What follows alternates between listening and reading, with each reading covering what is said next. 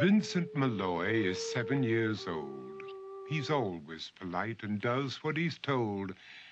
For a boy his age, he's considerate and nice. But he wants to be just like Vincent Price.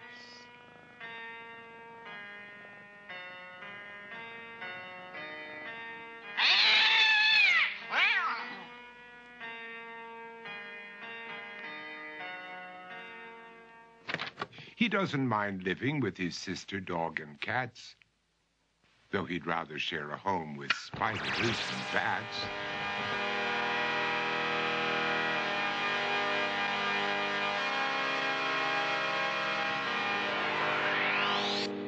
There he could reflect on the horrors he's invented and wander dark hallways alone and tormented.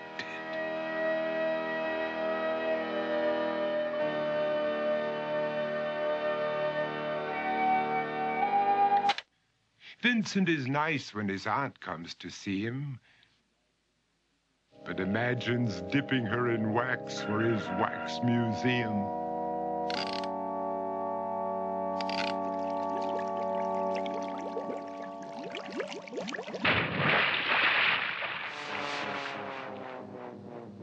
He likes to experiment on his dog, Abercrombie, in the hopes of creating a horrible zombie.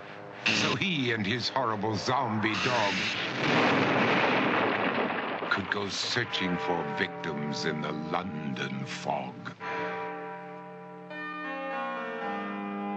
His thoughts, though, aren't only of ghoulish crime. He likes to paint and read to pass some of the time. While other kids read books like Go, Jane, Go, Vincent's favorite author is Edgar Allan Poe. One night, while reading a gruesome tale, he read a passage that made him turn pale. Such horrible news he could not survive, for his beautiful wife had been buried alive.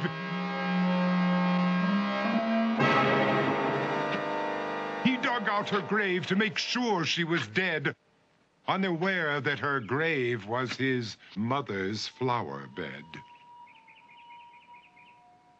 His mother sent Vincent off to his room. He knew he'd been banished to the Tower of Doom, where he was sentenced to spend the rest of his life alone with the portrait of his beautiful wife. While alone and insane, encased in his tomb, Vincent's mother burst suddenly into the room. She said, "If you want to, you can go out and play. It's sunny outside and a beautiful day."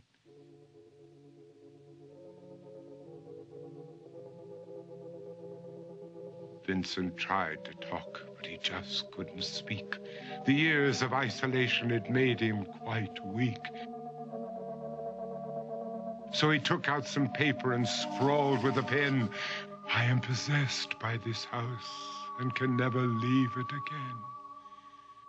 His mother said, "You're not possessed and you're not almost dead. These games that you play are all in your head. You're not Vincent Price, you're Vincent Malloy. You're not tormented or insane, you're just a young boy. You're 7 years old and you are my son. I want you to get outside and have some real fun." Her anger now spent, she walked out through the hall. And while Vincent backed slowly against the wall, the room started to sway, to shiver and creak. His horrid insanity had reached its peak.